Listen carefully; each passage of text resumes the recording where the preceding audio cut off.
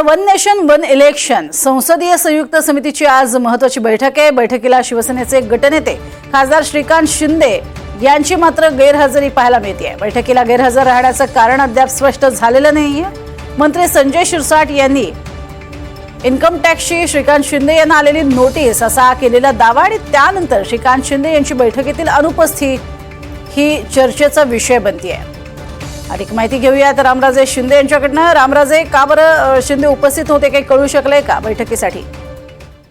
बिलकुल, one nation one इलेक्शनवर आज संसदीय संयुक्त समितीची ही बैठक आहे आणि ही बैठक यासाठी महत्त्वाची आहे कारण लवकरात लवकर हा अहवाल जो आहे तो सादर करायचा संसदेला आणि त्यासाठी ही बैठक आयोजित करण्यात आलेली आहे। प्रत्येक पक्षातले महत्त्वाचे खासदार यामध्ये आहेत आणि यामध्ये श्रीकांत शिंदे हे सुद्धा शिवसेनेकडून आहेत आणि विशेष करून ते लोकसभेचे गटनेते आहेत। त्यामुळे त्यांनी उपस्थित राहणं या बैठकीला हे आवश्यक आहे, परंतु तरी सुद्धा ते या बैठकीला उपस्थित राहिलेले नाहीयेत। त्यामुळे अद्याप का उपस्थित राहिले नाहीत बैठकीला हे कारण स्पष्ट झालेलं नाहीये। मात्र कुठेतरी राज्यामध्ये जे काही नाव साधलेलं आहे श्रीकांत शिंदे यांना आयकर विभागाची नोटीस दिली गेली म्हणून, त्यानंतर संजय शिरसाट यांनी घुमजाव पण केलं की श्रीकांत शिंदे यांचं नाव नाहीये। त्यानंतर मात्र या सगळ्या घडामोडी ज्या आहेत दिसून येत आहेत।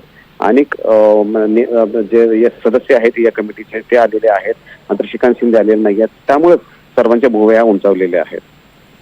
नक्कीच, तुर्तास धन्यवाद या संपूर्ण माहितीसाठी। मात्र गुलदस्त्यात आहे अजूनही श्रीकांत शिंदे या ठिकाणी का उपस्थित नव्हते यावर।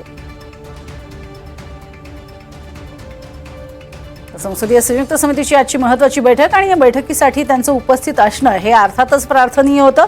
मात्र काल वडिलांसोबत ते दिल्लीमध्ये दाखल झालेले होते, पण या बैठकीसाठी उपस्थित नव्हते।